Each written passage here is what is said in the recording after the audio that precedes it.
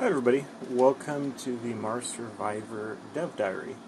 This is early on in the process, so hopefully you get to see some of the core of the simulation slash game that we're working on.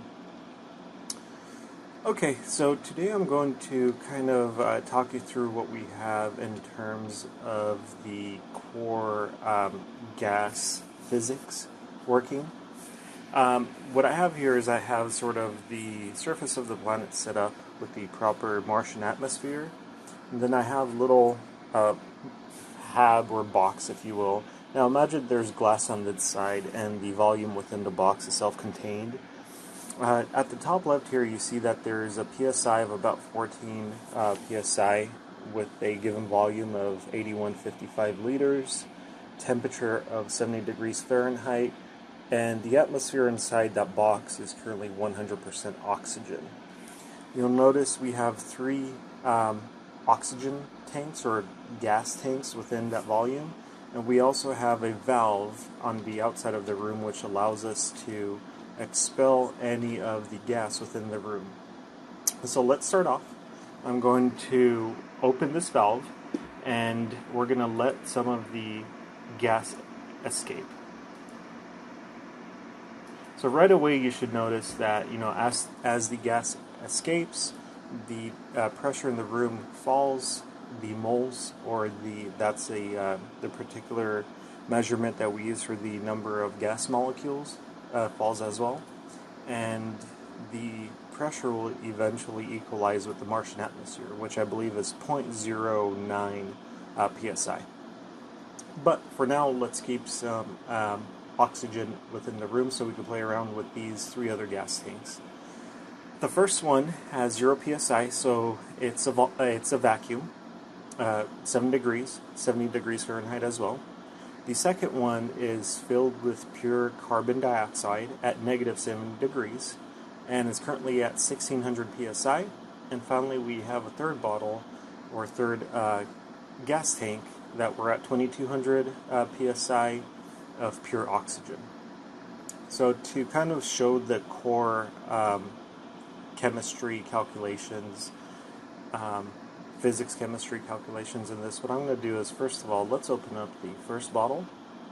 You'll see that the gas now has equalized between the room and the bottle. It dropped a bit because now we have more volume to fill. So now we have 100% pure oxygen within the bottle. Let's close that as well. And let's let some of the carbon in the room. Again, you'll see we're transferring gas from the bottle into this volume, into the box, which is slowly increasing in pressure. And now if we stop this, what we'll see is we have some carbon in the volume as well as some oxygen. Again, if we open up this bottle right here, which has less pressure because we've introduced new gas within this environment.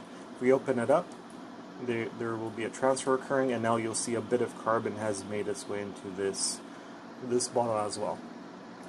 And we can go ahead and open up all three oxygen bottles, or gas bottles. The different gases will all mix within this volume eventually.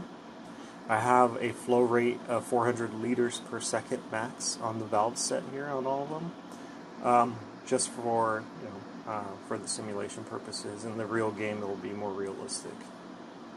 But for now, we have the gas escaping and equalizing the pressure across the three oxygen tanks as well as the room.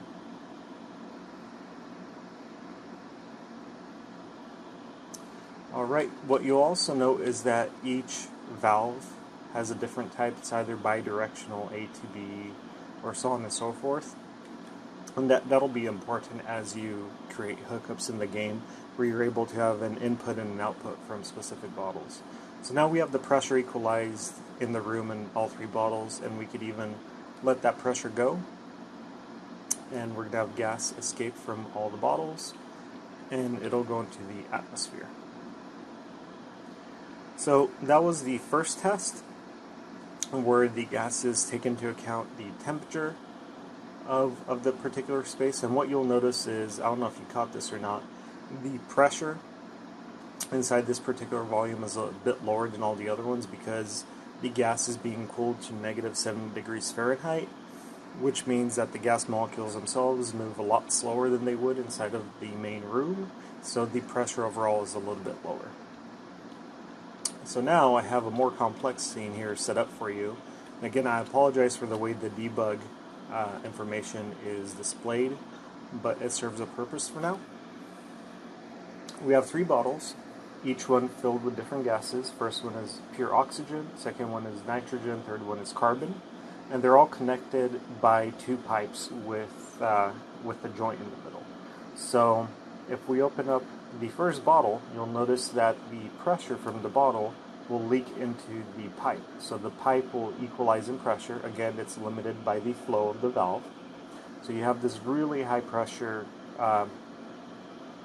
nitrogen slowly feeding into the pipe until they both equalize. And now we could either turn this bottle on or this one, and you'll have further pressure equalization across the system.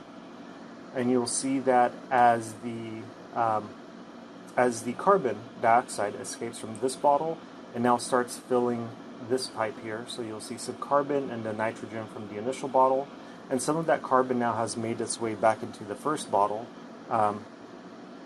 to equalize the flow. Finally, we could open up the third bottle, which contains the oxygen, and now you'll see the carbon, nitrogen, and oxygen kind of equalizing